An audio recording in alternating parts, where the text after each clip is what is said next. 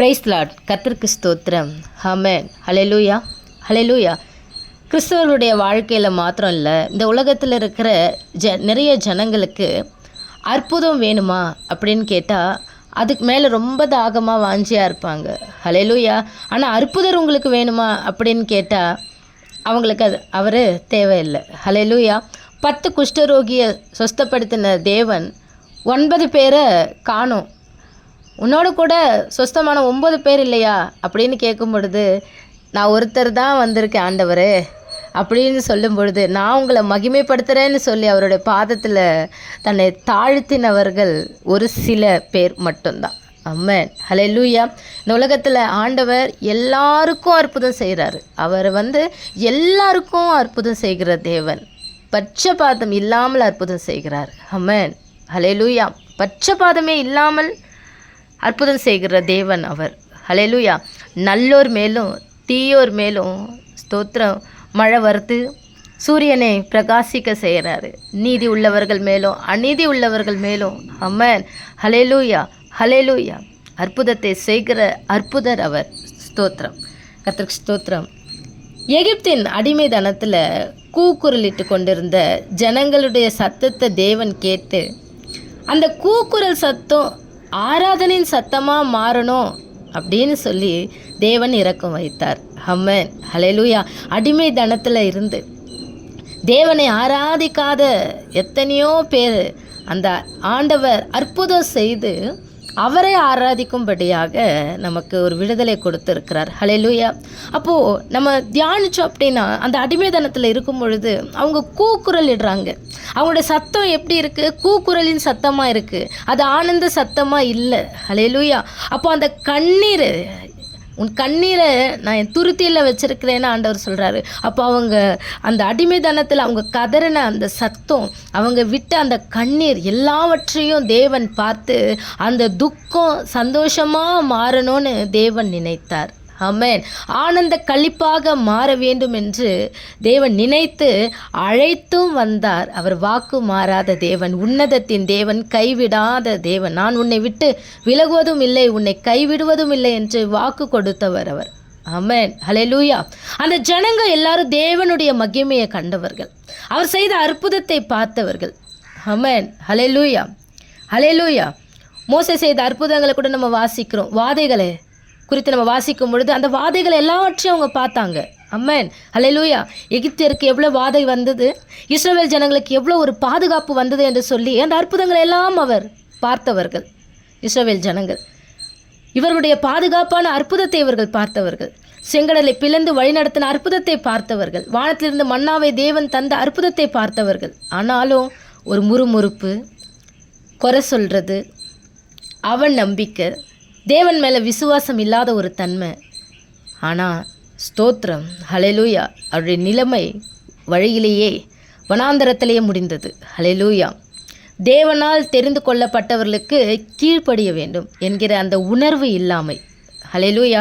மோசேக்கு விரோதமாய் பேசி பேசி பேசி, ஹல்லேலூயா, மோசே தேவனுடைய வார்த்தையை தான் உங்களுக்கு சொல்கிறாரு அப்படின்னும் பொழுது அந்த வார்த்தைக்கு செவி கொடுக்காம வழியிலேயே, ஹல்லேலூயா, வழியிலேயே வனாந்திரத்தோடு உலகத்தின் வாழ்க்கையோடு அவர்கள் எல்லாவற்றையும் முடித்தார்கள். ஹல்லேலூயா. அவர்களைப் போல நம்ம இருக்கக்கூடாது என்பதற்காகத்தான் வேதத்தில் அநேக சாட்சிகள் நமக்காய் பரிசுத்த ஆவியானவர் எழுதி வைத்திருக்கிறார். மேகம் போன்ற இத்தனை திரளான சாட்சிகளை எழுதி வைத்திருக்கிறார். ஆமென்.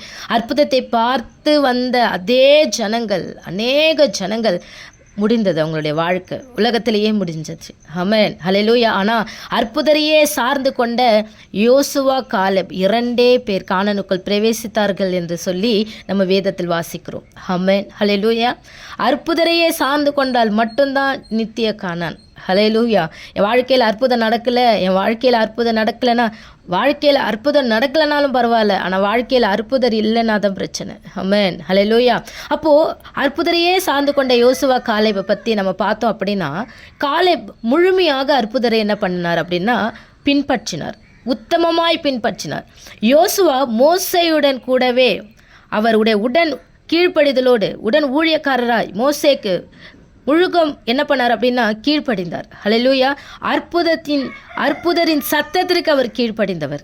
ஆமென். கீழ்ப்படிந்து தான் சொன்னார், நானும் என் வீட்டாரும் கர்த்தரையே சேவிப்போம் என்றவர். ஆமென்.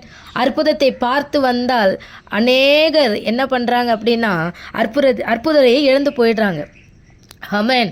அற்புதத்தை பார்த்து வந்தால் அற்புதர் இருக்கும் பரலோகத்திற்கு நித்திய கானானுக்குள் கண்டிப்பாக பிரவேசிக்க முடியுமா முடியாதா?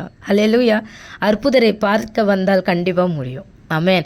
அற்புதத்தை பார்த்து வந்தால் ரொம்ப கஷ்டம். ஆமென். அல்லேலூயா. அப்போ இந்த உலகத்தின் தேவையான அற்புதத்திற்காக தேவனை நம்ம பின்பற்றாதபடிக்கு எம்மைக்காக மாத்திரம், இந்த வாழ்க்கைக்காக மாத்திரம் தேவனை தொடர்ந்தால் நாம் மற்றவர்களை பார்க்கிலும் பரிதபிக்கப்பட்டவர்களாய் மாறிடுவோம்.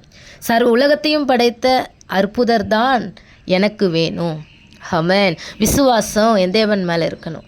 என் ஆண்டவர் மீது எனக்கு அன்பு இருக்கணும். என் ஆண்டவர் மேலே நம்பிக்கை இருக்கணும். எல்லாவற்றுக்கும் நான் கீழ்ப்படியணும். என் ஆண்டவருடைய வார்த்தைக்கு நான் கீழ்ப்படியணும். மேலான அதிகாரம் உள்ளவர்களுக்கு கீழ்ப்படிஞ்சு தான் ஆகணும். ஹல்லேலூயா. ஸ்கூல் இருக்குது, நான் டீச்சருக்கு கீழ்ப்படிய மாட்டேன், ஆண்டவருக்கு தான் கீழ்ப்படிவேன் அப்படின்னு சொல்லக்கூடாது. ஹல்லேலூயா. ஒரு ஆஃபீஸ்க்கு போகிறோம், மேலான ஒரு அதிகாரத்தில் ஒருத்தவங்க இருக்கிறாங்க, நான் வேலை செய்யணும், நான் உங்களுக்கெல்லாம் கீழ்ப்படிய முடியாது, நான் ஆண்டவருக்கு தான் கீழ்ப்படிவேன் அப்படின்னு அந்த இடத்துல ஞானம் இல்லாமல் பேசக்கூடாது. ஹல்லேலூயா. அப்போது கீழ்ப்படிதல்னா இந்த உலகத்தில் நம்ம வாழ்கிற வரைக்கும் சின்ன பிள்ளைங்களாக இருந்தால் அவங்களோட டீச்சருக்கு, அவங்களுக்கு சாருக்கு, வேலைக்கு போகிறவங்களா இருந்தால் ஹல்லேலூயா, அவர்களுக்கு மேலான அதிகாரம் உள்ளவர்களுக்கு ஹல்லேலூயா, எல்லா அதிகாரமும் கர்த்தரால் வந்திருக்கிறது அப்படிங்கிற அந்த ஒரு எண்ணம் நமக்குள்ளே இருக்கணும். அவர் தீமையாக செய்தாலும் சரி, நன்மையை செய்தாலும் சரி, ஹல்லேலூயா, கர்த்தர் பார்த்து கொள்வார். ஹல்லேலூயா.